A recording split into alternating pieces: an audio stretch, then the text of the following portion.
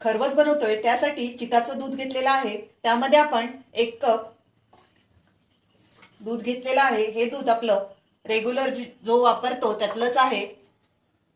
कोणतंही घेऊ शकता, गाईचं म्हशीचं कोणतंही घरातलं दूध तुम्ही घेऊ शकता। त्यामध्ये आपण 1 वाटी गूळ घेतलेला आहे, बारीक करून घेतलेला आहे। तुमच्या चवीनुसार तुम्हाला किती गोड हवंय तसं तुम्ही गूळ मिक्स करा।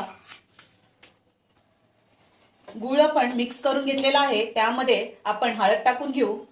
थोडीशी आपण ह्याच्यामध्ये हळद टाकलेली आहे आणि आपण इथे जायफळ पूड आणि लवंग 2 घेतलेले आहेत, त्याही त्यामध्ये टाकून घेतलेला आहे, बनवणार आहोत। इथे आपण कुकरमध्ये ठेवून देऊ। इथे आपण 20 मिनिटं शिट्टी काढून वाफून घेतलेला आहे। आता आपण वड्या करून घेऊ। इथे तयार आहेत आपल्या खरवसाच्या वड्या।